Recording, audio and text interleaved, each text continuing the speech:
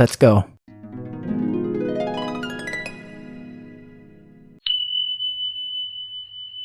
سہیل خان جے پور سے، امام کے پیچھے سورہ فاتحہ پڑھ سکتے ہیں؟ نہیں، اس کی وجہ یہ ہے کہ رسول اللہ صلی اللہ علیہ وسلم نے ارشاد فرمایا من کان لہ امام فقراءۃ الامام لہ قراءۃ، جس کا کوئی امام ہو تو امام کی قراءت مقتدی کے لیے کافی ہے۔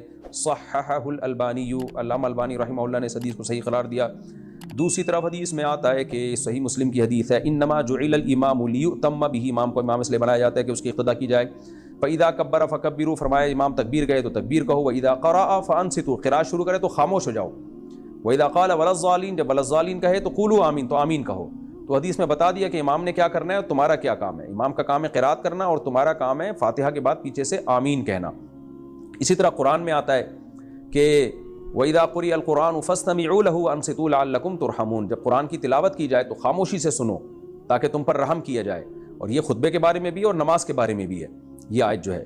تو ان دلائل کی روشنی میں، اور بعض صحابہ کے بھی سخت فتاوی اس بارے میں، عبداللہ بن مسعود رضی اللہ تعالیٰ عنہ کا، تو ان کی روشنی میں وہ حدیثیں جن سے ہمیں امام کی قراءت کا جواز کا پتہ چلتا ہے یا حکم کا پتہ چلتا ہے، تو وہ حدیثوں میں تعویل کی گئی ہے، ورنہ یہ دلائل زیادہ مضبوط ہیں۔ تو یہ دلائل زیادہ مضبوط ہے، لہذا اس کے مقابلے میں جو حدیثیں ہیں وہ یا تو سند کے لحاظ سے کمزور ہیں یا وہ واجب التعویل ہیں۔ واجب التعویل کا مطلب جیسے ایک حدیث میں آتا ہے اقرأ بہا فی نفسک، جب امام کے پیچھے ہو تو اپنے دل میں پڑھو۔ تو دل میں کا مطلب کیا ہے کہ اس کے معنی اور مفہوم میں غور و فکر کرو، تو اس طرح سے تمام حدیثوں میں تطبیق ہو جاتی ہے۔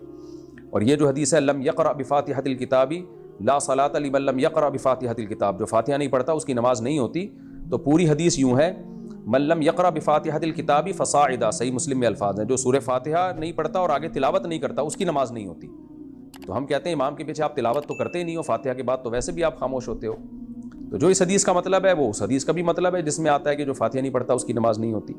تو اس سے پتہ چلتا ہے کہ فاتحہ نہیں پڑھنے کا مطلب جو امام کے پیچھے ہے حکماً اس نے فاتحہ پڑھ لی ہے، تو امام کی قراءت مقتدی کے لیے کافی ہے۔ مطلب یہ جب امام نے پڑھ لیا تو مقتدی کو بھی یہی سمجھا جائے گا اس نے پڑھ لی ہے۔ تو ان دلائل کی روشنی میں اس کو ہم جائز نہیں سمجھتے۔ اب جب یہ میں دلائل دیتا ہوں تو لوگ کہتے ہیں ایکچولی یہ حنفی ہے نا اس لیے ایسی باتیں کر رہے ہیں، تو پھر ایکچولی آپ اہل حدیث ہیں اس لیے آپ ویسی باتیں کر رہے ہیں۔ پھر تو کوئی اسلام کے دلائل دے تو ایکچولی یہ مسلم ہے تو اس لیے اسلام کے دلائل دے رہے ہیں، اور جو ایتھیسٹ ہے ہم اس کو کہیں ایکچولی یہ چونکہ ایتھیسٹ ہے اس لیے خدا کی نفی کے دلائل دے رہا ہے، پھر تو کسی کی کوئی بات سنی نہیں جائے گی میرے بھائی۔